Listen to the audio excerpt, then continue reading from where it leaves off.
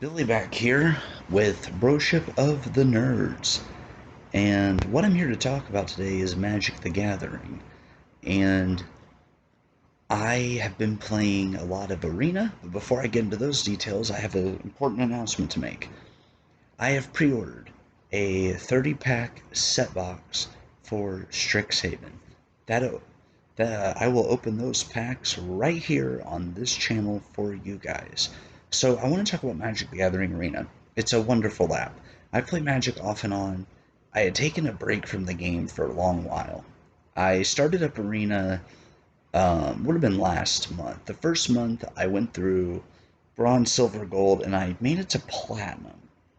The best I got at the end of that first month was platinum two, I want to say, two or three.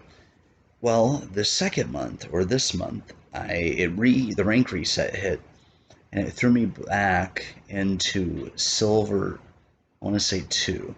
So I worked my way through silver, gold, platinum. Now I'm stuck in diamond three. I was one win away from going to diamond two last night and got sent all the way back to diamond four. The level of gameplay and competitiveness within the diamond ranks is incredible. A lot of good players out there. I had to play the same player twice. That player, him or her, was really good, and I lost one and won one against them. I lost one when I was one away from going up, and then I beat them again on my way to try to climb back. I ran mono white when I lost the first one, and then mono black. But let me tell you what I'm running into a lot. I'm running into the two most annoying things. Mill, which when I'm running my removal stuff, I can take care of that normally as long as I have everything in my hand that I need to win. So, say typically three mana and then four creatures or spells combo. So, if I have, like, say, a Grim Dancer and uh, something to destroy, like Extinction Event or something like that, I'm typically okay. But Mill's very annoying, especially if they get to go first and you don't really have maybe what you need. Like, you don't want to mulligan because it's okay hand, but it's not great. But then if you mulligan, you might get less. So going up against Mill is extremely annoying, especially with the Rune Crab. Oh, I don't mind going up against some of the other stuff, but the Rune Crabs are the most annoying. Um, I will tell you one thing that I did that was really funny. There was a guy I was playing against. He had this card that whenever you draw a card, you can draw two cards instead. Well, what I did was I made them. I played Peer into the Abyss. You draw half your library and you lose half your life rounded up. Well, with that trigger, they drew their entire library, which they had an 80 card deck. They had 56 cards in their hand. Lost one life each for that. Next turn, they wouldn't have uh, even if they would live through that, they wouldn't have anything to draw. So they scooped as soon as I hit the field. I'm telling you what, that is busted. That is broken. Also, another one I went against. Oh, the other annoying one, Scoot Swarm. Scoot Swarm itself isn't bad. It's Scoot Swarm with Mutate. I had a match where the Scoot Swarm triggered 393 times, then again and again and again, like four times in turn. So the thing is to nerf Scoot Swarm, I believe, instead of outright banning it maybe right now, which I think it should be, but I'll make a case for it. Don't count Fabled Passage as a land. What they're doing is Fabled Passage. That's one trigger. That's triggers. Let's say 300 triggers. You trigger that, copy all those Scoot Swarms. That's mutated into like the shark that bounces stuff or the Death Toucher that makes you lose life, that sort of thing. So what's happening is they'll mutate, they'll hit a Fabled Passage. Okay, that's one mana. Sacrifice it, find another mana, a regular mana. That's two triggers. Then they'll have a card played, two additional lands. Okay, an Evolving Wilds. Sacrifice that, another mana. Another Evolving Wild. Sacrifice that, another mana. So that's six triggers in one turn. That is where they need to stop. They need to limit the amount of times you can trigger it, like once per turn, and that's it. So if you have Fabled Passage, it doesn't count until you sacrifice it and bring in a regular land. Then it counts. But I had a match where I was playing mono black against a Scoot Swarm deck, and Scoot Swarm hit the field. They had mutated and copied it, but they didn't have six mana yet, so it wasn't a true copy of the original Scoot Swarm. So what I did, I used Murderous Strider, and as soon as that dagger went through that Scoot Swarm, they scooped. So if nothing else, I enjoy beating decks that people are playing very toxically to where people don't want to play anymore.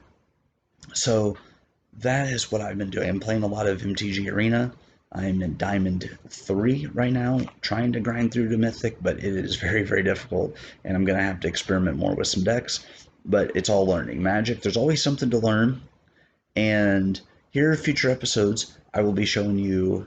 I narrowed down my collection to 100 cards that I've put into red sleeves that I think either are my favorite for either art, their abilities, or whatever. I have a reason for each card. I will go through those, and I also have some older cards that are in black sleeves that I've had put in there for a while. So those are just kind of additions to the 100 I pulled. So I more so play on Arena because my friends that play in person live like an hour from me, and I have another friend that's close to me, like within like 10 minutes, but he got rid of most of his cards and I have them and I'm holding on to them for now. But like, so Arena is a good way for me to play, and he's playing too. So Arena's been really fun, and I would love to talk to you guys more about Magic the Gathering, and that is going to be something that is going to be happening on this channel more often. Like I said, tune in April for Strixhaven. I will be opening that, and my next video I will be talking to you guys, or my next Magic video, I should say. There might be other videos in between, but it will be me showing you some of my cards I've put into sleeves, and I need more sleeves. But that's what I want to talk to you about. I've tried Mono Black. That took me the furthest. That took me into the Diamond 3. I initially made a run with my first run to Platinum was with Mono Green, just aggro. And then I went over to my second month, Mono White.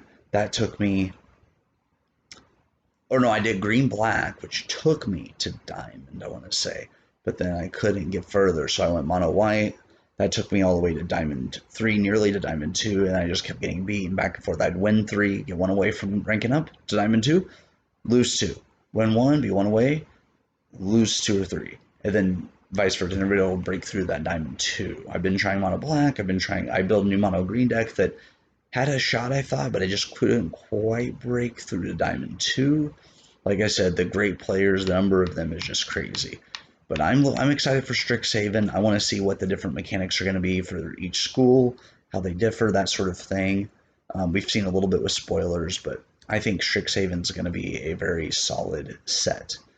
So you will get to see me open 30 packs from his set box. I asked the guy what he recommended. He said, "Do you want just traditional draft cards or the best cards?" And I said, "Oh, the best cards, because I just like to collect them." He goes, "Okay, get a set box. You will be set for that." Jack and I will be doing a lot more on this channel. I know I've said that before, but this time it's going to happen. We have a lot to talk about, and we will get there. So I appreciate you guys sticking around. Subscribe if you like this channel, and tune in for more of Broship.